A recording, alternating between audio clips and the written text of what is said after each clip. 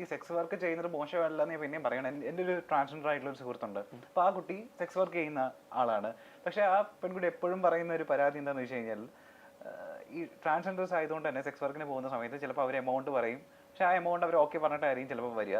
പക്ഷേ ഇതെല്ലാം കഴിഞ്ഞതിന് ശേഷം ഈ പറയുന്ന പോലെ ചിലപ്പോൾ സ്ത്രീകൾക്ക് ചിലപ്പോൾ അവർ ചിലപ്പോൾ പൈസ കൊടുക്കുമായിരിക്കും. പക്ഷേ ട്രാൻസ്ജെൻഡേഴ്സിന് അവർ പിന്നെയും വളരെ ഇത് ഉപദ്രവിച്ചിട്ട് എല്ലാം കഴിഞ്ഞിട്ട് വളരെ ഉപദ്രവിച്ചിട്ട് പൈസ കൊടുക്കില്ലാതെ മാത്രമായിട്ട് ഉപദ്രവിച്ചിട്ട് പോകുന്നത് പറ്റിക്കപ്പെടാറുണ്ട് എന്നുള്ളത് ഞാൻ പക്ഷേ കംപ്ലൈന്റ് ചെയ്യാനും പറ്റത്തില്ല പോലീസിനോട്. കാരണം പോലീസിന് പറയുന്ന പോലെ ഇത് സെക്സ് വർക്ക് ചെയ്തത് എന്തോ അപരാധമാണെന്ന് പറയുന്നത് പോലെ അവര് അതിനെ മാനിക്കത്തേ ഇല്ല അവരുടെ പ്രശ്നങ്ങളെ. നമുക്കൊരു ലീഗൽ പ്രൊട്ടക്ഷൻ ഈ വിഷയങ്ങളൊന്നും ഇല്ല എന്നുള്ളത് വലിയ സത്യമാണ്. കാരണം പക്ഷേ സ്ത്രീക്ക് എന്തെങ്കിലും സംഭവിക്കുമ്പോൾ അതിന് കേസ് എടുക്കാനും അല്ലെങ്കിൽ അങ്ങനെ റൈറ്റ്സുകളുണ്ട്, വുമൻസ് റൈറ്റുകൾ നമുക്കുണ്ട്. നമുക്ക് ഇപ്പോൾ പക്ഷേ ട്രാൻസിനൊക്കെ എവിടെയെങ്കിലും എന്തെങ്കിലും പ്രശ്നമായിട്ട് ബന്ധപ്പെട്ട് പോകുമ്പോൾ നമുക്കൊരു ഇൻഡിവിജ്വൽ റൈറ്റുകൾ മാത്രമേ കിട്ടുള്ളൂ, ഒരു സ്പെഷ്യൽ റൈറ്റ് ഒന്നും അവിടെ വരുന്നില്ല.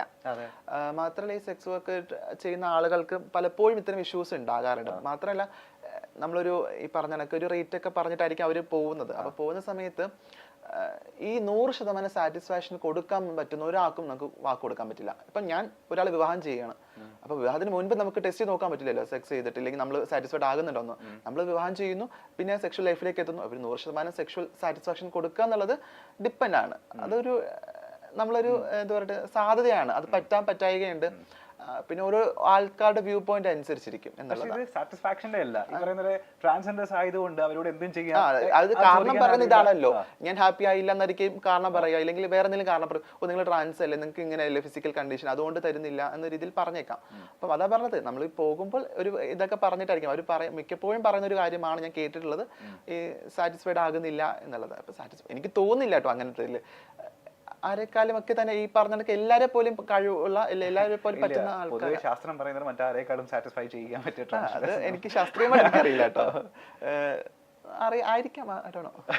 അങ്ങനെ ഈ 7ാം ക്ലാസ്സിൽ പഠിക്കുമ്പോഴല്ലേ കൂട്ടമായിട്ട് വന്നിട്ട് നമ്മളെ ഫിസിക്കൽ ഒരു 8ാം ക്ലാസ് ഒക്കെ പഠിക്കുന്ന സമയത്താണ് ക്ലാസ് മുറിയിൽ ഒരു 8 സ്റ്റുഡൻസിന് ഫിസിക്കലി ഒരു ഗ്യാങ് റേപ്പ് നേരിടേണ്ടി വന്നിട്ടുണ്ട്. അത് ക്ലാസ്മേറ്റ്സ് ആണോ ചെയ്തത്? ആ ക്ലാസ്മേറ്റ്സ് ആണ്. അപ്പൊ റിയാക്ട് ചെയ്തില്ലേ ആ സമയത്ത്? 8 പേരെ അടുത്ത് ഒരു മാൻ പവർ എന്നല്ല, നമുക്ക് പറ്റില്ല, ഒരു ഫിസിക്കൽ പവർ എനിക്ക് ഉണ്ടായിരുന്നില്ല അവര് റിയാക്ട് ചെയ്യാൻ.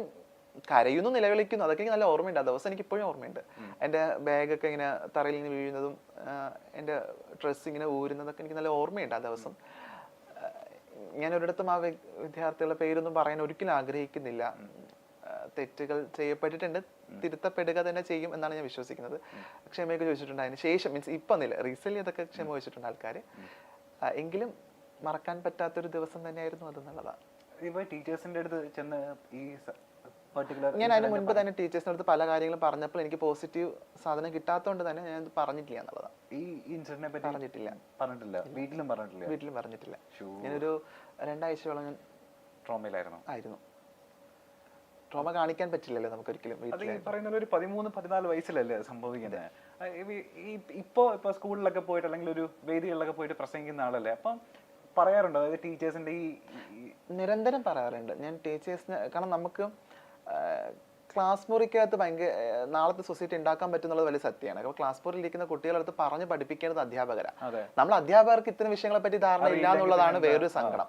നമ്മൾ ഇതിനൊക്കെ ഏറ്റവും യൂസ്ഫുൾ ആകുന്ന ഒരു കാര്യം സെക്സ് എഡ്യൂക്കേഷൻ കൊടുക്കുക എന്നുള്ളതാണ്. അത് വിദ്യാർത്ഥികൾക്ക് കൊടുക്കുന്നതിന് മുൻപ് അധ്യാപകർക്ക് കൊടുക്കണം എന്നുള്ളതാണ്. അധ്യാപകർക്ക് പറഞ്ഞു കൊടുക്കണം എന്താണ് എന്നുള്ളത്, എന്താണ് ഈ ബാഡ് ടച്ചും ഗുഡ് ടച്ചും, ഇല്ല എന്താണ് സെക്സ്, എന്താണ് ജെൻഡർ, സെക്ഷുവാലിറ്റി ഒക്കെ പറഞ്ഞ് പഠിപ്പിക്കണം.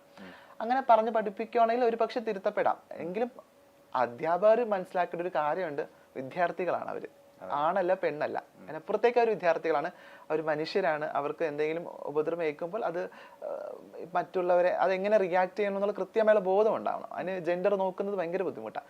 ഇത് എനിക്ക് മാത്രം സംഭവിച്ച വിഷയങ്ങളൊന്നും അല്ല, പലർക്കും സംഭവിച്ചിട്ടുണ്ട് എന്നുള്ളതാണ്. ഞാൻ ചോദിക്കട്ടെ, ഇപ്പോൾ നമ്മളിപ്പോൾ കുറച്ച് ഫെമിനിൻ ആയിട്ടുള്ള ഒരു നടത്തം ഉണ്ടെങ്കിൽ അല്ലെങ്കിൽ ഫെമിനിൻ ആയിട്ട് നമ്മൾ സംസാരിക്കുന്നുണ്ടെങ്കിൽ ഈ പറയുന്ന നാട്ടുകാർ ആയിട്ടുള്ള കുറേ വൃത്തികെട്ടന്മാരെ നമ്മുടെ ചൂഷണം ചെയ്യാൻ താല്പര്യമുണ്ട്, സാധ്യതയുണ്ട്. ബസ്സിൽ പോകുന്ന സമയത്ത് അല്ലെങ്കിൽ ഒറ്റപ്പെട്ട് നിൽക്കുന്ന സമയത്തൊക്കെ ഈ പറയുന്ന ഒരു മോശം അപ്രോച്ച് ഉണ്ടാവാൻ ചാൻസ് ഉണ്ട്. ഈ മോശം അപ്രോച്ച് വരുന്ന സമയത്തൊക്കെ ഈ 14 വയസ്സിന് ശേഷം എങ്ങനെ അതിനെയൊക്കെ തരണം ചെയ്തിട്ടുള്ളത്? അപ്പോൾ ഇതില് ഒരു ചെറിയൊരു ഇതുള്ളത്, ഫെമിനൻ ആയിരിക്കുന്ന എല്ലാവരും ട്രാൻസ്ജെൻഡേഴ്സ് ആകില്ല, പല ടൈപ്പ്. പക്ഷെ ഫെമിനായിട്ടുള്ള ആൾക്കാർക്കൊക്കെ ഫിസിക്കലി ഇത് സെയിം സിറ്റുവേഷൻ സമയത്തൊക്കെ ഉണ്ടാവും. ഞാൻ സോഷ്യൽ മനുഷ്യനായിരുന്നില്ല ആ സമയത്ത്. ഞാൻ വീട് സ്കൂള് അത് നടന്നു പോകുന്നത്. അപ്പോൾ എനിക്ക് ഈ ബസ്സിൽ ഞാൻ ആദ്യമായിട്ട് കയറുന്നത് ഐ തിങ്ക് ഒരു +2 പഠിക്കുന്ന സമയത്താണ് തോന്നുന്നു. എനിക്ക് അതിന് മുന്നേ ഞാൻ ബസ്സിൽ കയറിയിട്ടില്ല. ഞാൻ വിവാഹങ്ങളിൽ, മരണങ്ങളിൽ, പൊതുചടങ്ങുകളിൽ, പബ്ലിക് കൂടുന്ന ഗ്യാതറിംഗ് സ്പേസുകളിലൊന്നും പങ്കെടുക്കില്ല. പ്രത്യേകിച്ച് ഫാമിലി ഗ്യാതറിങ്ങിലൊന്നും പങ്കെടുക്കില്ല. പങ്കെടുത്ത ഞാനാകും അവിടുത്തെ ഒരു വലിയ ടോപ്പിക് എന്നുള്ളത് നല്ല ബോധമുണ്ട്. അപ്പം കളിയാക്കാനും ആൾക്കാർക്കൊക്കെ എന്തെങ്കിലുമൊക്കെ ചെയ്യാൻ. പക്ഷെ എന്ന് പറഞ്ഞ് എനിക്ക് അങ്ങനത്തെ മോശം അനുഭവം ഇല്ലായികയില്ല. എങ്കിലും ഈ പോകുന്ന ഇടങ്ങളിൽ സെക്ഷുവലി ഉള്ള ഒരു ടോക്ക് ഇല്ലെങ്കിൽ സെക്ഷുവലി ആയിട്ടുള്ള ഒരു അപ്രോച്ച് ഒക്കെ ഉണ്ടായിട്ടുണ്ട്. അതൊക്കെ കുട്ടിയല്ലേ, അപ്പം നമുക്ക് കുട്ടിയാകുമ്പോൾ ഓടാനും ചാടാനൊക്കെ കുറച്ചുകൂടി ഇതുണ്ട്. അപ്പം റിയാക്ട് ചെയ്യാനുള്ള പവറൊന്നും ഇല്ല. ആ സിറ്റുവേഷനെ ഒന്ന് സ്കിപ്പ് ചെയ്ത് വിടും എന്നുള്ളത്. ഒരിടത്തും ഒരു പരാതിയും പറയാത്ത ആൾക്കാരാ.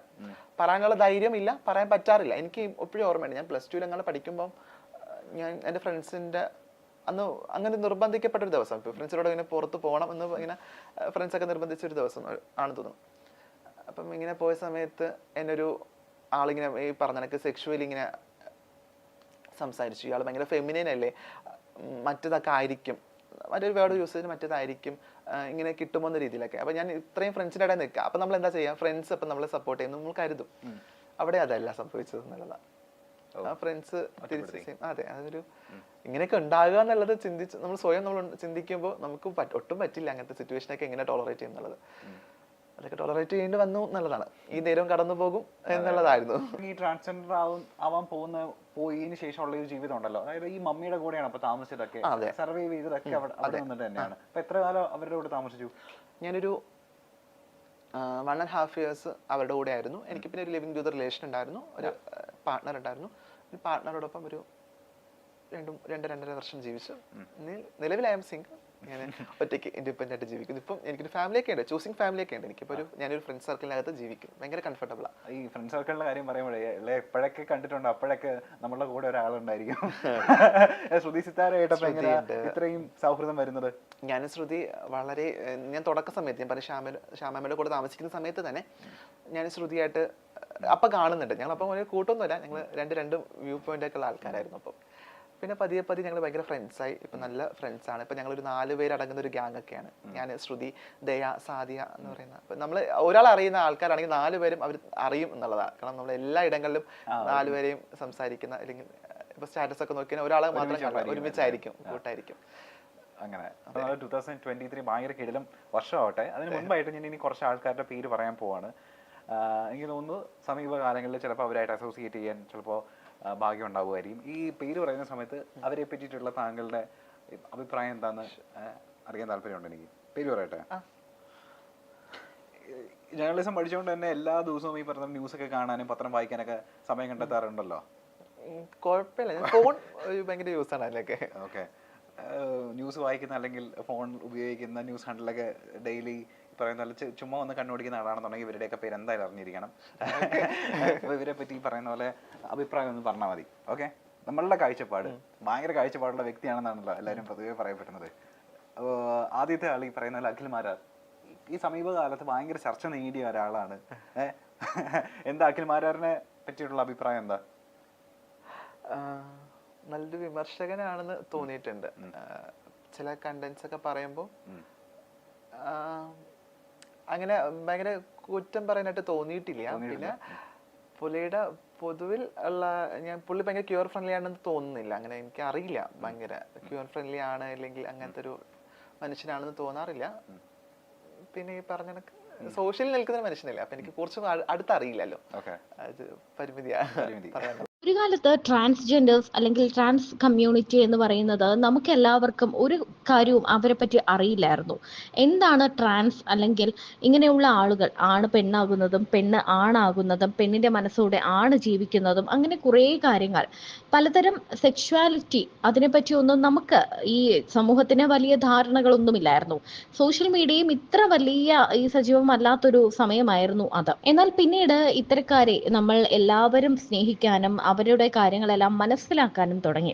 ട്രാൻസ് സമൂഹത്തിന് ഒരു ഐഡന്റിറ്റി ഉണ്ടായി തുടങ്ങിയത് അതെന്താണ്, ട്രാൻസ് എന്ന് പറയുന്നത് എന്താണ് എന്ന് ആളുകൾ മനസ്സിലാക്കി തുടങ്ങിയപ്പോഴാണ്. അതുപോലെ തന്നെ ട്രാൻസ് സമൂഹത്തിനോടുള്ള ഒരു അകൽച്ച അതെല്ലാം മാറി തുടങ്ങി. പിന്നീട് സമൂഹത്തിന്റെ ഏറ്റവും ഉന്നത പദവികളിലും ആദരിക്കപ്പെടുന്ന ഘട്ടങ്ങളിലും എല്ലാം തന്നെ ട്രാൻസ് സമൂഹത്തിലുള്ളവർ ട്രാൻസ് ആയിട്ടുള്ളവരൊക്കെ മുന്നോട്ട് വരുന്നത് നമ്മൾ കാണുന്നുണ്ട്. അവർക്ക് പ്രത്യേക സ്ഥാനം കൊടുക്കുന്നതുകൊണ്ട്. ബിഗ് ബോസ് മലയാളത്തിലൂടെ ഏറ്റവും ശ്രദ്ധിക്കപ്പെട്ട ഒരു ആളാണ് നാദിറ. നാദിറയെ പറ്റി പറയുകയാണെങ്കിൽ സിനിമ അങ്ങനെയുള്ള അഭിനയ കാര്യങ്ങളിൽ കലാപരമായ എല്ലാം മുൻപന്തിയിൽ നിൽക്കുന്ന ഒരാളാണ് നാദിറ. ഒരാണിൽ നിന്ന് പെണ്ണായ ആളാണ് നാദിറ. ഇപ്പോൾ പൂർണ്ണമായും പെണ്ണാണോ എന്ന് ചോദിച്ചാൽ അതിനെപ്പറ്റി തനിക്ക് തുറന്നു പറയാൻ താല്പര്യമില്ല. തന്റെ പേഴ്സണൽ കാര്യങ്ങളൊന്നും പറയാൻ താല്പര്യമില്ല എന്നാണ് ഈ നാദിറ പറയുന്നത്. അതുപോലെ തന്നെ ഈ ട്രാൻസ് ആയിട്ടുള്ളവർക്ക് പലതരത്തിലുള്ള ദുരനുഭവങ്ങൾ ജീവിതത്തിൽ ഉണ്ടായിട്ടുണ്ടായിരിക്കാം. അതിനെപ്പറ്റി എല്ലാം ഇവർ പല അഭിമുഖങ്ങളിലും തുറന്നു പറയാറുണ്ട്. ബിഗ് ബോസിൽ വെച്ച് തനിക്ക് നേരിട്ട കാര്യങ്ങളെല്ലാം, തന്റെ ജീവിത വഴികളെക്കുറിച്ചെല്ലാം നാദിറ തുറന്നു പറഞ്ഞിട്ടുണ്ട്. അത്തരത്തിൽ താൻ സ്കൂളിൽ പഠിക്കുന്ന സമയത്ത് താൻ ഒരു ഗ്യാങ് റേപ്പിന് ഇരയായിട്ടുണ്ട് എന്ന് തുറന്നു പറയുകയാണ് നാദിറ. ശരിക്കും പറഞ്ഞാൽ ഞെട്ടൽ ഉളവാക്കുന്ന ഒരു സംഭവമാണ്. കാരണം ആ സമയത്ത് ആൺകുട്ടികൾ തന്നെ തങ്ങളുടെ കൂടെയുള്ള ഒരു വിദ്യാർത്ഥിയെ അല്ലെങ്കിൽ വിദ്യാർത്ഥിനിയെ എന്നായിക്കോട്ടെ, അങ്ങനെയുള്ള ഒരാളെ കൂട്ടം ചേർന്ന് ആക്രമിക്കുക, ആ ഒരു കാര്യം ഇന്നും നാദിറയ്ക്ക് ഒരു ട്രോമയാണ് എന്നാണ് നാദിറ പറയുന്നത്.